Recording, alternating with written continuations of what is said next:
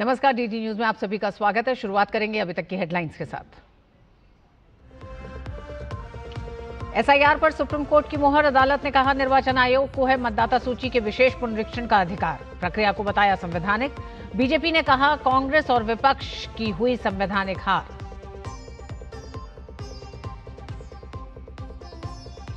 भीषण गर्मी में सतर्कता ही बचाव। प्रधानमंत्री मोदी ने देशवासियों से की सावधानी बरतने की अपील।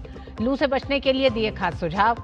अपनी और अपनों की करें देखभाल। तपती गर्मी में बेजुबान पशु पक्षियों का भी रखें ख्याल।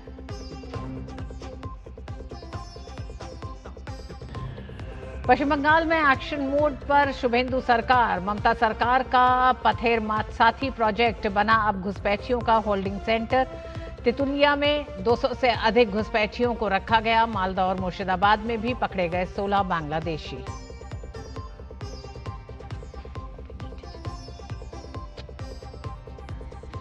केरल के पूर्व मुख्यमंत्री पिनराई विजयन के घर और कई परिसरों पर ईडी की छापेमारी। विजयन की बेटी वीणा की कंपनी पर मनी लॉन्ड्रिंग का आरोप। सीएमआरएल का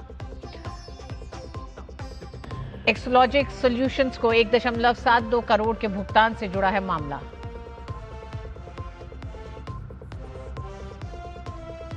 और इस साल कोलकाता में होगा अंतर्राष्ट्रीय योग दिवस का मुख्य कार्यक्रम। आयुष मंत्री प्रताप राव जाधव ने दी जानकारी। इस साल की थीम है स्वस्थ वृद्धावस्था के लिए योग।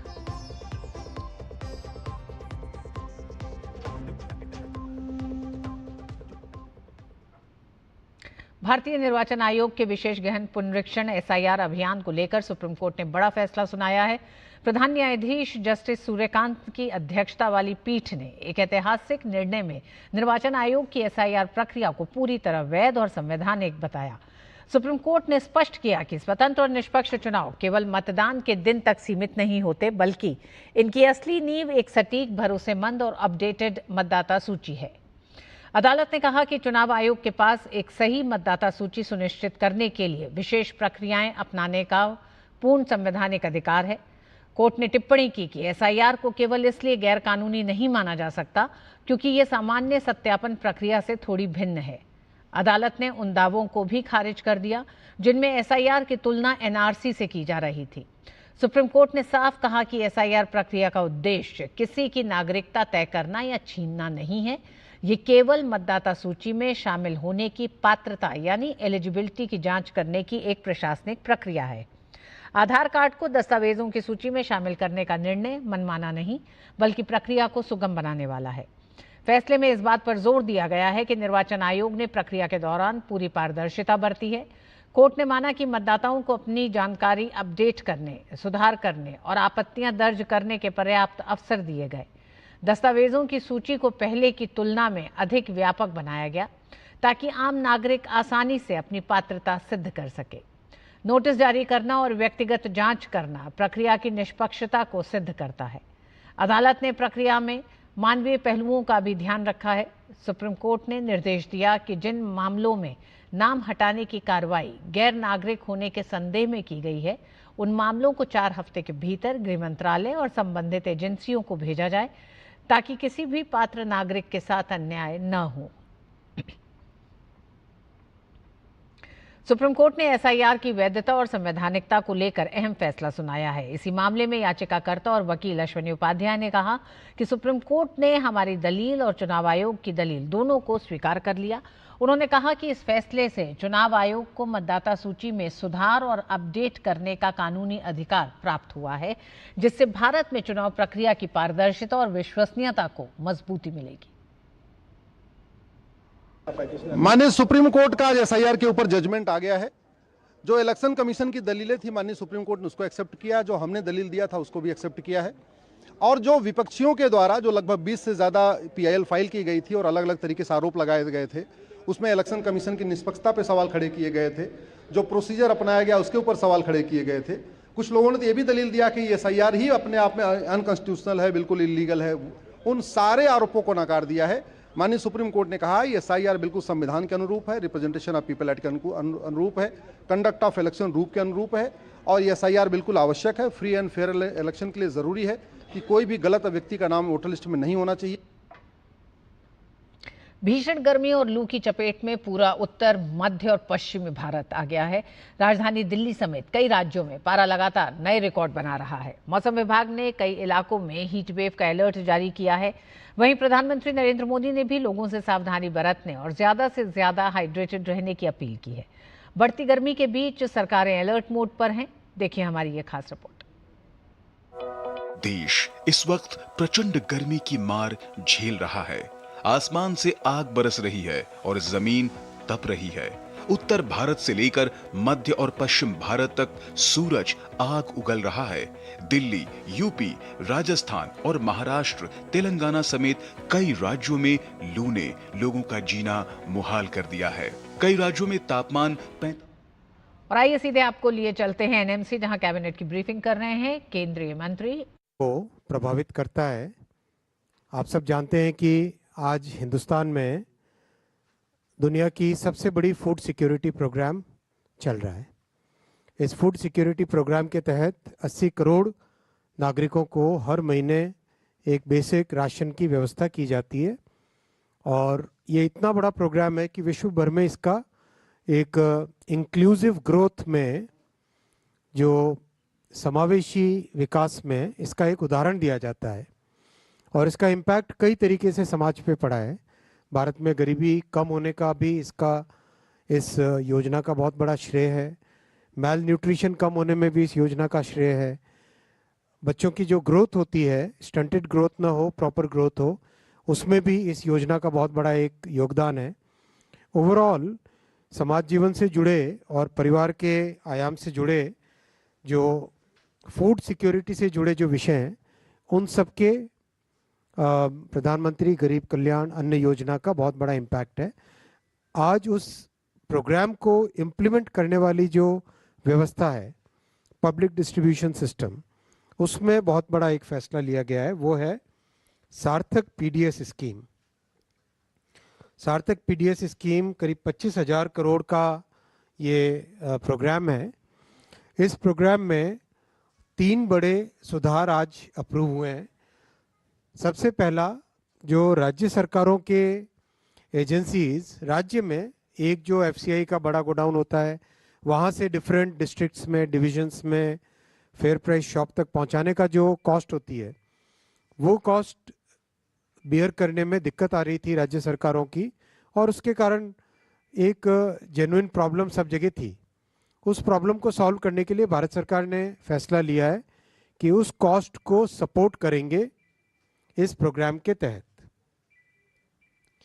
दूसरा, जो फेयर प्राइस शॉप्स हैं, उन फेयर प्राइस शॉप्स में जो डीलर्स का रिम्यूनरेशन रखा गया था, एक लंबे टाइम से वो स्टैटिक था, उसको बढ़ाने की ज़रूरत थी क्योंकि सब जगह से फील्ड से डिमांड आ रही थी कि फेयर प्राइस शॉप वालों को थोड़ा अधिक रिम्यूनरेशन मिलना चाहिए।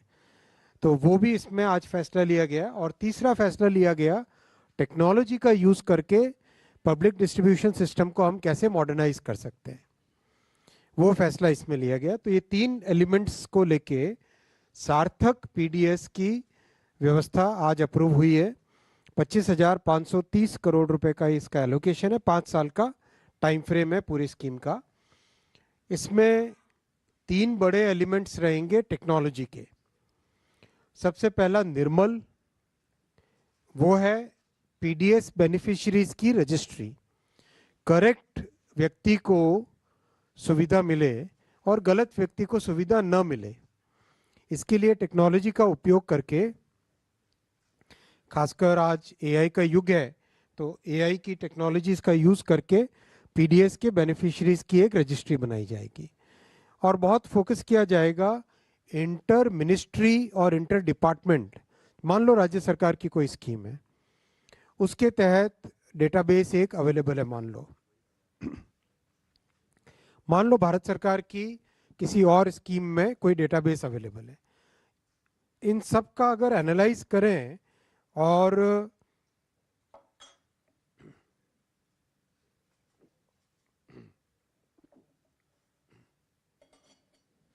इन सब का एनालिसिस करें और प्रॉपर सही तरीके से बेनिफिशरीज का सिलेक्शन हो सके, तो देश में एक जो जमीनी स्तर पे पब्लिक में एक मैसेज जाता है कि सरकार का काम एक स्वच्छता के साथ हो रहा है, निर्मलता के, शुचिता के साथ हो रहा है,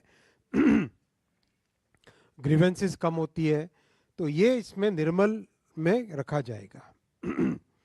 दूसरा है, किसी की भी पब्लिक की कोई ग्रीवेंस हो, उसको सॉल्व करने के लिए एआई इनेबल्ड सिस्टम है आशा। इसमें प्रोएक्टिव फीडबैक भी है।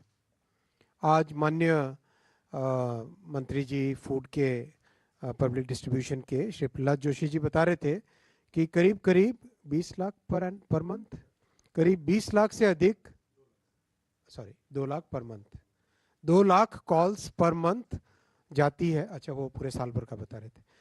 2 लाख कॉल्स के आसपास पर मंथ जाती है बेनिफिशियरीज को उनका फीडबैक लेने के लिए। प्रोएक्टिव फीडबैक का ये मेथड। तीसरा है सक्षम। इसमें सप्लाई चेन के पूरे प्लेटफॉर्म को टेक्नोलॉजी इनेबल करेंगे। हर एक फूड ग्रेन के बैग को क्यूआर कोडिंग करना, जितनी गाड़ियां जाती है उसका जीपीएस टैगिंग रखना, डैशबोर्ड्स प्रॉपर बना के उनका ट्रैकिंग करना, ताकि वैसे भी पिछले 10 वर्षों में आप देखेंगे भारत सरकार के प्रयासों के कारण और राज्य सरकारों के सहयोग के कारण बहुत एक बड़ी जो पीडीएस का राशन पहले की जो व्यवस्थाएं थी उनसे बहुत एक डिफरेंट सिचुएशन आ गई है। लेकिन अब उसको नेक्स्ट लेवल पे ले जाने के लिए ये टेक्नोलॉजी का इनेबलमेंट इससे किया जाएगा। पूरी स्कीम से जो बेनिफिट होंगे, सबसे बड़ा तो एलिजिबल बेनिफिशियरीज आइडेंटिफाई होंगे। दूसरा, सिटीजन्स का सेटिस्फेक्शन बढ़ेगा। तीसरा, किसी की भी ग्रीवेंस हो उसको प्रॉपर्ली रिड्रेस कर पाए। एक जो फाइनेंशियल गेन होगा इस लॉजिस्टिक्स के पूरे रीऑर्गेनाइजेशन से और टेक्नोलॉजी यूज करने से, cost of moving rather movement of grains will reduce almost 15 to 50%. Instead of moving everything from one place to other in a non-technically enabled system, technically enabled system में movement of food grains will substantially reduce। 50% तक भी reduction संभव है, 15% तो होगा ही होगा कम इस पूरे व्यवस्था से। लॉजिस्टिक्स की कॉस्ट में 280 करोड़ रुपए की एनुअल सेविंग होगी, 280 करोड़ रुपए की एनुअल सेविंग होगी।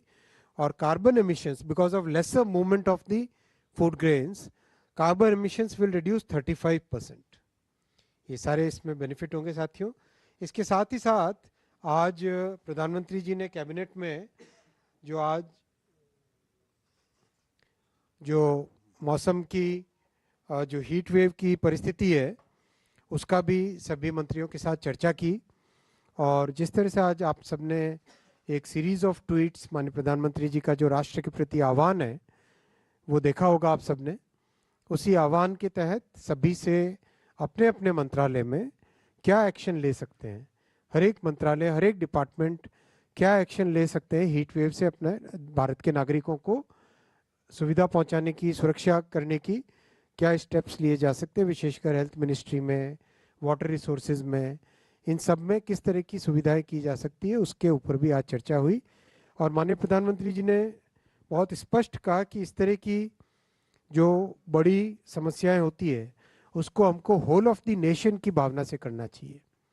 होल ऑफ द नेशन में सरकार भी आती है, केंद्र की सरकार, राज्य की सरकार, विभिन्न डिपार्टमेंट, प्राइवेट सेक्टर और नागरिक भी सभी उसमें जुड़ते हैं। हम सब मिलकर इस तरह की समस्याओं का समाधान करें, ऐसा प्रधानमंत्री जी ने कैबिनेट में आह्वान किया। बहुत धन्यवाद साथियों, मैं अभी क्वेश्चंस लूंगा आपके। So we'll, as per the protocol, we'll start from the left. Nico, yes. Sorry. No. जी।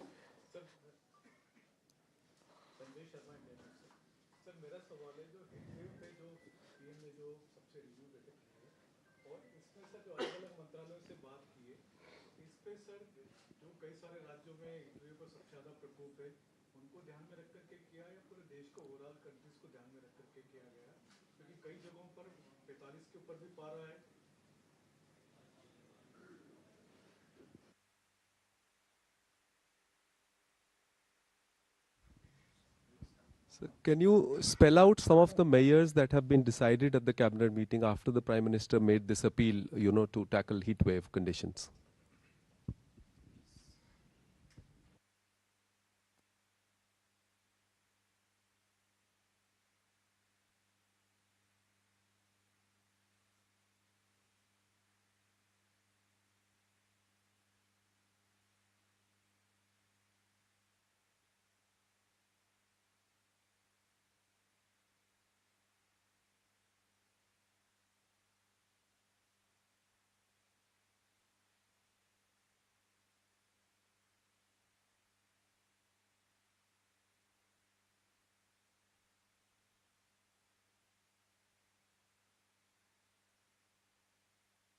थोड़ा सा क्लियरिटी क्या, जैसे कई राज्यों में राज्य सरकार की अपनी स्कीम्स भी हैं जो है राशन देने की, तो वो सब सारे राज्य सरकार की स्कीम्स भी इस दायरे में आएंगी? क्या सिंगल सिस्टम होगा? थोड़ा सा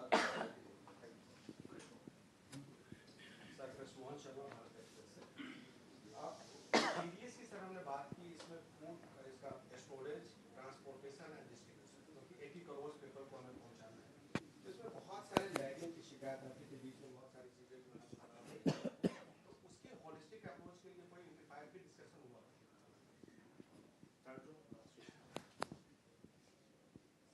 good afternoon. What will happen to the existing subsidized scheme? Will this startup will replace that, or will that just support the scheme? Mike on कर लीजिए।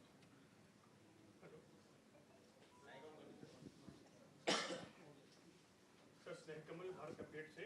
सर, महिलाओं वरिष्ठ नागरिकों और दूर दराज क्षेत्रों में लाभार्थियों को पीडीएस की सुविधा देने के लिए सरकार की क्या योजना है?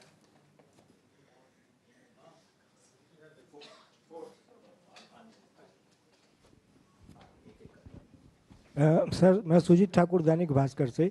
ये जो 80 करोड़ लोगों को अन्न देने की योजना है, ये 2029 तक था। आपने इसको 5 साल के लिए बोला है, तो क्या हम मान के चले कि ये अन्न योजना 2031 तक 80 करोड़ लोगों को जो दे रहे हैं फ्री अन्न योजना, वो प्रभावी हो गया है? पार्लियामेंट्री स्टैंडिंग कमेटी ने फूड कूपन देने की भी बात की थी, कि अगर आपको रिवाइव करना है, उसमें भी कुछ हुआ है क्या? पार्लियामेंट्री स्टैंडिंग कमेटी ने कहा था कि फूड कूपन दे दिए जाए, ताकि आपको उसका रिवैम्प करना है, आपको ट्रांसपोर्टेशन कॉस्ट वगैरह आपकी नहीं आएगी उससे। तो जो लाभार्थी है उनको फूड कूपन दीजिए और वो रिडीम कर सके वहाँ पर जाके। तो आज उस पर भी कुछ फैसला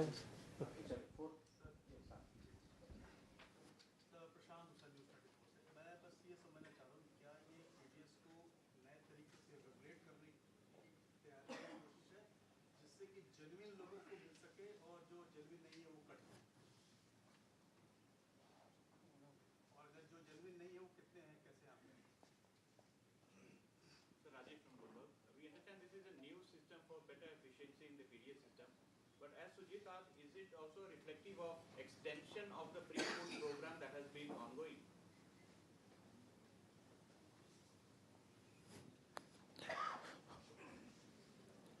Yes, I think they're over.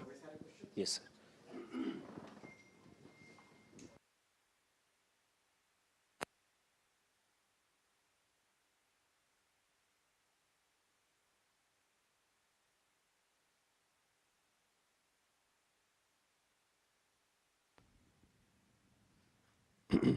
पहले सारे पीडीएस से रिलेटेड क्वेश्चंस लेता हूँ। ये रिप्लेसमेंट नहीं है एग्जिस्टिंग पीडीएस का, और इसका संबंध प्रधानमंत्री गरीब कल्याण अन्न योजना के एक्सटेंशन के साथ भी इसका कोई संबंध नहीं है। ये सुधार है पीडीएस के सिस्टम में, पूरे डिलीवरी सिस्टम में, लॉजिस्टिक्स में, ट्रांसपोर्टेशन में, मटेरियल हैंडलिंग में, और पीडीएस के बेनिफिशरीज की ग्रीवेंस के रिड्रेसल के लिए उसमें बहुत बड़ा ये स्ट्रक्चरल रिफॉर्म है। एकदम स्पष्ट हुआ। राज्य सरकारें पीडीएस के माध्यम से अगर कुछ देती हैं और अगर पीडीएस का सिस्टम सुधरता है तो राज्य सरकारों को भी उसका बेनिफिट मिलेगा। राज्य सरकारों को भी बेटर व्यवस्था का बेनिफिट मिलेगा। और पीडीएस एक ऐसी व्यवस्था है जिसमें केंद्र और राज्य मिलकर ही सारा काम करते हैं। इसमें राज्य सरकार इम्प्लीमेंटेशन करती है, केंद्र सरकार का एक पॉलिसी का फ्रेमवर्क बनता है, राज्य सरकार उसमें प्रॉपर्ली कंट्रीब्यूट करती है। तो हमारे फेडरल स्ट्रक्चर के अनुसार ये एक ऐसा डिपार्टमेंट है, ये एक ऐसा विभाग है जिसमें पीडीएस का सारा काम प्रैक्टिकली राज्य सरकारों के साथ मिलकर ही किया जाता है। दूर दराज के क्षेत्र हो, महिलाएं हो, वंचित हो, सबको ऑलरेडी कवर किया जाता है। और भी जहां कुछ होगी, कमी रह जाती है, तो वहां पे राज्य सरकार के साथ मिलकर कवरेज भी बढ़ाई जा रही है। फूड कूपन का भी इससे कोई संबंध नहीं है इस आज के अप्रूवल से। आज का अप्रूवल, जैसा मैंने वापस बताया आपको, प्राइमरीली पूरे सिस्टम का, इसका एक स्ट्रक्चरल रिफॉर्म, कैसे सिस्टम इम्प्रूव हो, better logistics, AI enabled selection of beneficiaries, deduplication of beneficiaries, कहीं पर भी अगर मूवमेंट को कम करना, जैसा मैंने आपको एग्जांपल बताया, 15 to 50% का ट्रांसपोर्टेशन कम हो सकता है इस पूरे एक्सरसाइज से। फीडबैक लेना, वो सब चीज़ें इससे जुड़ी हुई है। कोई रेगुलेशन का पॉइंट नहीं है इसमें। इसमें पॉइंट है सुधार करना, स्ट्रक्चरल रिफॉर्म करना, कंप्लीट डिलीवरी सिस्टम के, डिलीवरी का जो सिस्टम है उसके अंदर स्ट्रक्चरल रिफॉर्म करना। होलिस्टिक अप्रोच रखी गई है इसमें। आप में से किसी का प्रश्न था, इसमें सभी राज्य सरकारों को भी साथ लिया गया है, सभी के ओपिनियन भी लिए गए हैं, सारे स्टेक होल्डर्स के साथ डिटेल्ड कंसल्टेशन भी किया गया है। ये एग्जिस्टिंग पीडीएस सिस्टम को सुधारने का काम है, उसको सपोर्ट करने का काम है, उसके रिप्लेसमेंट का काम इसमें कोई नहीं है।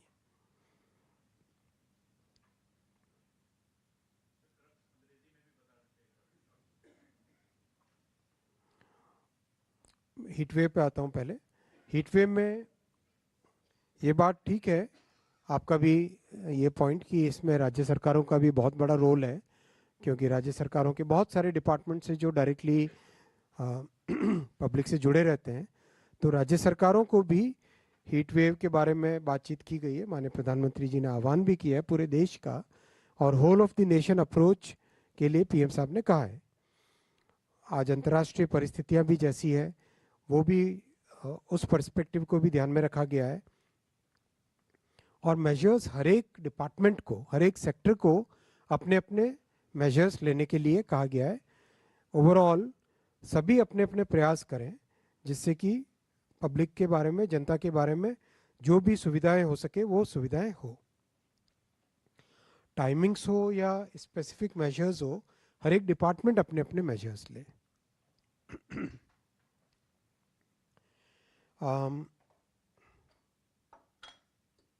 करीब करीब सारे क्वेश्चन से कवर होते हैं।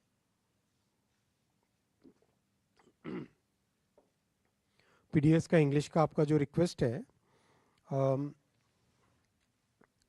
we are currently implementing one of the largest food security program in the entire world. It's part of our objective to have inclusive growth in the country, what we call Antyodaya or what we call Samaveshi Vikas. And a key part of the inclusive growth is to provide food security to 800 million citizens of our country. 800 million citizens get a ration every month in a very methodical, very systematic way, and it's a very large logistics exercise. And the entire structure of this entire system is a combination of the state governments and the central government in line with our federal structure of the constitution. In today's cabinet decision, the entire PDS structure, a structural reform has been approved, where right from selection of beneficiaries to movement of food grains to getting proactive feedback from the citizens to reducing the transportation distance to having as much as possible optimized movement of grains, all those activities have been approved by the Union Cabinet with an outlay of about 25,000 crore rupees. As a part of this exercise, a lot of use of technology will be made. AI-enabled systems will be introduced in the entire structure of public distribution system. AI systems will be procured through a very transparent method, developed in a way which is useful for this particular sector. AI mission will also be supporting this activity. And we believe that the transportation of food grains can be reduced by 15 to 50% based on the optimization of the travel distances.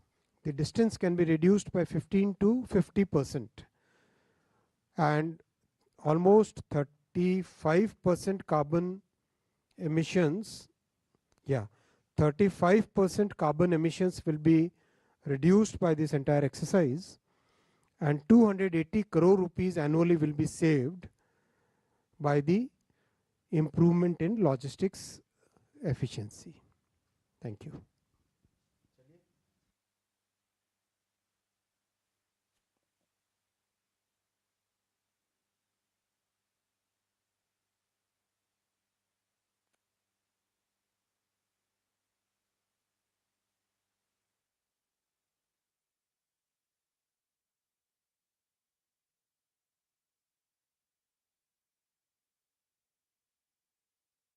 थे cabinet में लिए गए बड़े फैसले पर विस्तार से बता रहे थे केंद्रीय मंत्री अश्विनी वैष्णव। उन्होंने बताया ये बड़ा फैसला 80 करोड़ लोगों को प्रभावित करने वाला है।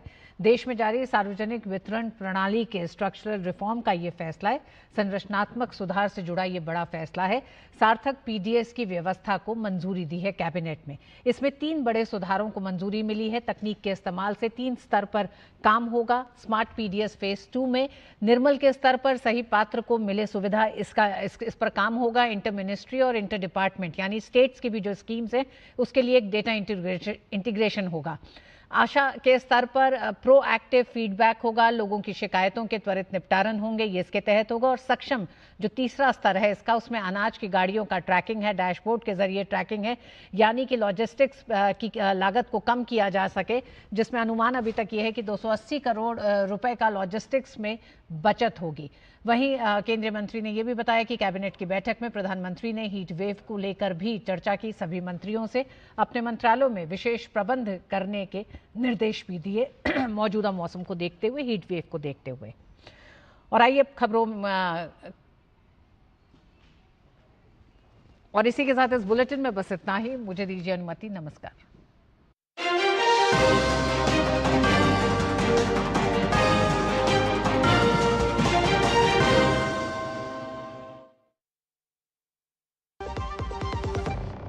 व्यक्तिगत जानकारी के लिए ऑनलाइन अनुरोधों से रहें सावधान।